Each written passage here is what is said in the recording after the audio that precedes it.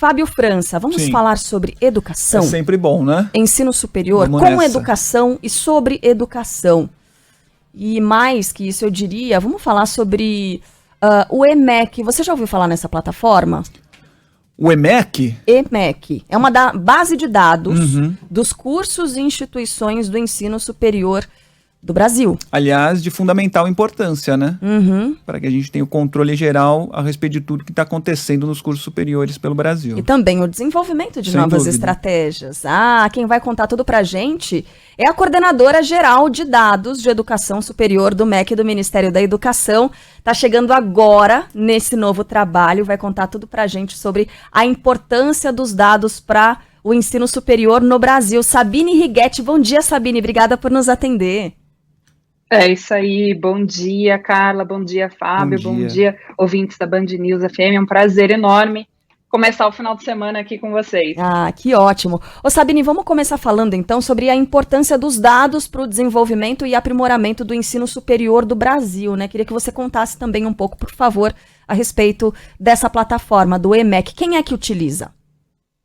O EMEC é uma plataforma do Ministério da Educação, que foi criada há 15 anos, com o objetivo de regulação e de organização das informações do ensino superior do Brasil.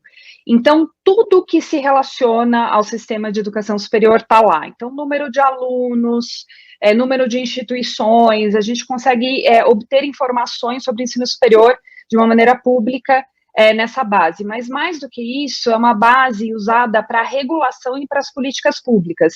Então, imagina que uma instituição de ensino superior, por exemplo, queira abrir um curso de odontologia, ou queira ampliar vagas num curso de direito, ou queira abrir uma turma noturna, tem o diurno, queira abrir o noturno. Então, a instituição vai nessa base, no EMEC, e por meio dessa base começa lá o processo, solicita aumento da turma, fechamento de uma turma, um novo curso, e aí o diálogo entre as instituições e o governo é feito por essa base.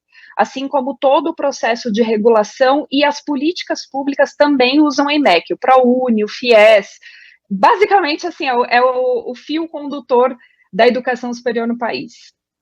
Pelo que eu pude entender, então, Sabine, você disse aí, criação há 15 anos, é fundamental ter o controle desses dados, né, e o conhecimento desses dados para traçar o perfil exato do ensino superior no Brasil, para facilitar os diagnósticos que devem ser feitos, para identificar as principais necessidades. Então, é para isso, né, para você ter tudo isso em mãos e, quem sabe, de maneira mais rápida, conseguir identificar as principais necessidades, é isso? Eu queria também saber, é só aproveitar e acrescentar, Fábio, se nos últimos anos houve defasagem, né, na alimentação desses dados.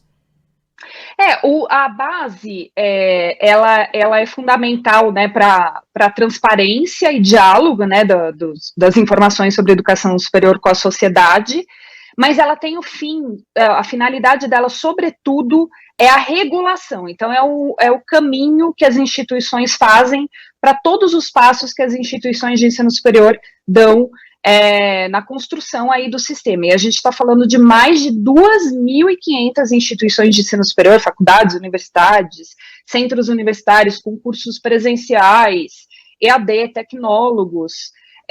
Então, é um sistema muito grande com mais de 8 milhões de alunos. Então, ele imagina o tamanho dessa base e o quanto cresceu desde 2007 para cá. Então, eu não diria que houve uma defasagem, mas eu diria que o sistema, imagina um sistema, uma tecnologia que foi criada em 2007, a linguagem computacional desse sistema já está defasada porque simplesmente tem 15 anos, né? A gente sabe que a tecnologia evolui muito rápido. E também o próprio sistema de ensino superior cresceu muito, né? E pensando na quantidade de instituições, quantidade de alunos, praticamente dobrou desde que o EMEC foi criado até hoje. Então, as atualizações em sistemas desse tipo são muito importantes, assim como a revisão de que dados, que indicadores têm que estar disponíveis, de repente uma informação que não se discutia em 2007 agora se torna fundamental. Então, esse tipo de revisão é importante, né? O que a sociedade demanda que a gente precisa apresentar? Pois é, você falou sobre essa expansão do ensino superior no Brasil e há muita gente que questiona a qualidade, né, Sabine, do ensino superior. Muita faculdade profissional não sai tão bem preparado. Queria saber sobre a utilização desses dados no desenvolvimento e adoção de indicadores que possam fortalecer e qualificar aí esses cursos, né? Que tipo de indicador pode aparecer daqui para frente, enfim? A qualidade da educação superior no Brasil, ela é aferida, né? Quem cuida da qualidade dos sistemas de avaliação, que, aliás, no ano que vem, né, o SINAES, o Sistema Nacional de Avaliação da Educação Superior, completa 20 anos. Também é um momento, né, que os especialistas em educação têm discutido, né, a revisão dos sistemas de avaliação, mas a quem afere a qualidade é o INEP, é um braço do Ministério da Educação que desenvolve os indicadores e os conceitos, por exemplo, conceito de cursos, indicadores de avaliação, ENAD, até o Enem, que daí é voltado ao ensino médio, e outras formas de avaliação da educação como um todo, da básica e da superior também. Então, o INEP, o Instituto Nacional de Pesquisas Educacionais, que faz essa aferição da qualidade, né? E esses dados, eles usam os dados do INEP, usam os dados do EMEC, e o IMEC também usa os dados do INEP. Então, a base EMEC, ela não cuida per se da avaliação, mas ela pode, sim, tornar a avaliação mais transparente. Por exemplo, imaginando aí um aluno que vai prestar vestibular numa instituição. Então, obviamente, é de interesse que os dados estejam claros para que o aluno consiga entrar num sistema e verificar o que aquela instituição oferece, qual é a situação legal daquela instituição, se está emitindo diploma, se não está, e qual é a qualidade daquela instituição de acordo com a avaliação do INEP, que é esse braço do Ministério da Educação. Então, o sistema ele pode dialogar com as formas de avaliação para torná-las mais transparentes para a sociedade de maneira geral, né? Isso é bem importante.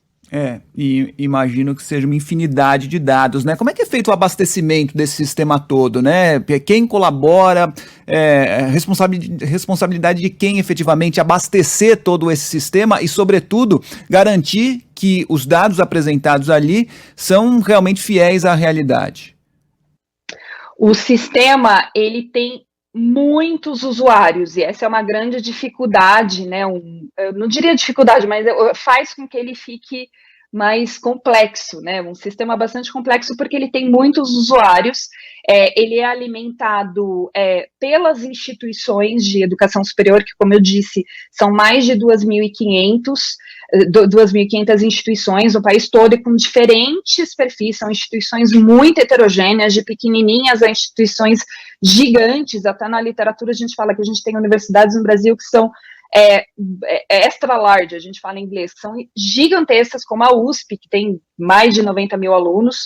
Então, as instituições são muito diferentes, essas instituições alimentam o sistema e também usam no sentido de regulação, né, de fazer solicitações diversas e muitas solicitações relacionadas a cursos e a expansão, a redução, a fechamento, a compra. Muitas vezes uma instituição é vendida para outra, no caso das instituições particulares, elas se fundem, isso tudo é feito pelo sistema.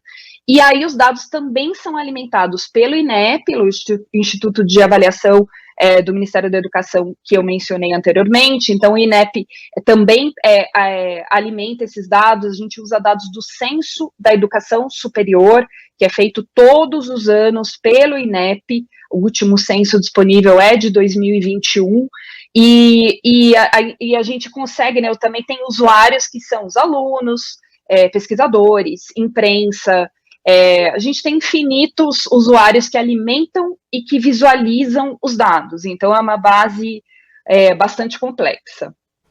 A Sabine citou aqui imprensa agora, nesse período de pandemia, né? A Sabine ficou muito conhecida porque ela é uma jornalista que trabalha com dados já faz algum tempo e virou uma voz muito forte, né, Sabine? Nesse período da pandemia, as pessoas se aproximaram mais, né, da produção científica em geral. No entanto, Sabine, ainda há muito que se aprimorar no que se refere à comunicação, né, nesse campo da ciência, tanto jornalistas quanto os próprios produtores de conteúdo, né, de produção científica.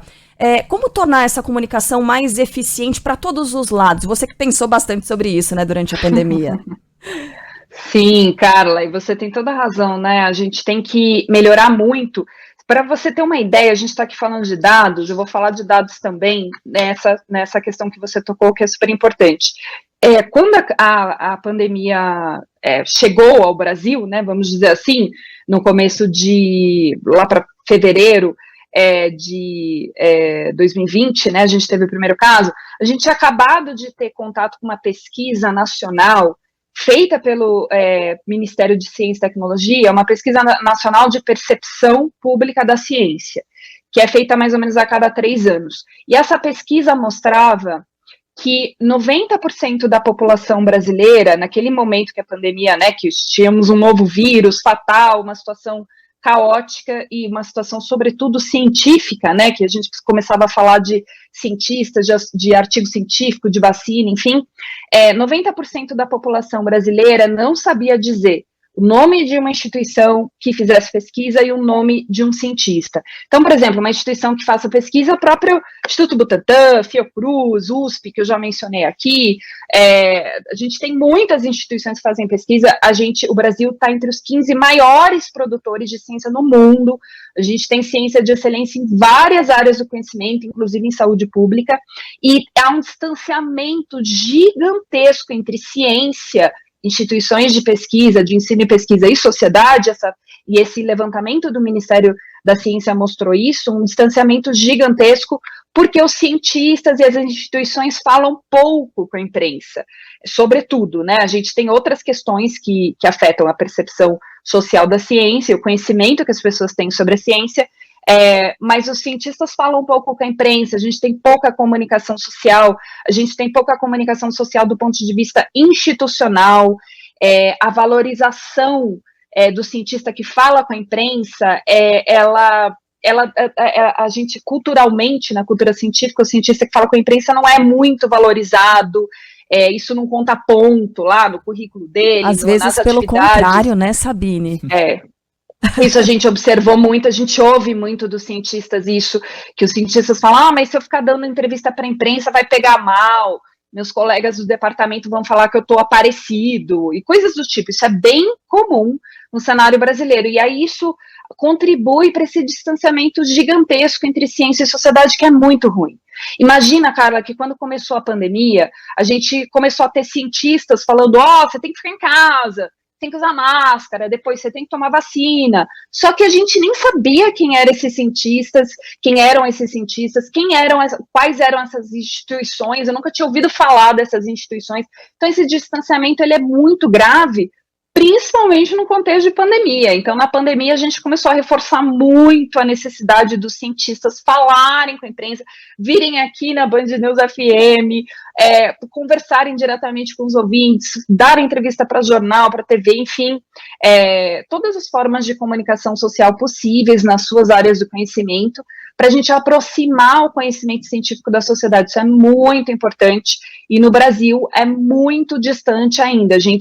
Eu, como jornalista na área, né, eu fiz um trabalho, e como pesquisadora na área, eu fiz um trabalho grande aí na pandemia, tentando fazer essa aproximação, mas ela tem que continuar agora que a pandemia arrefeceu também. Muito bem, essa é a jornalista doutora em política científica, Sabine Righetti, nova comandante da plataforma EMEC, assume agora. Boa sorte para você, conte conosco com o nosso apoio, Sabine. Um beijo e até uma próxima. Obrigada, Carla. Obrigada, Fábio. Obrigado, até Sabine. mais. Obrigada. Valeu. Boa sorte nessa tarefa tão importante, né, que é o fomento à ciência.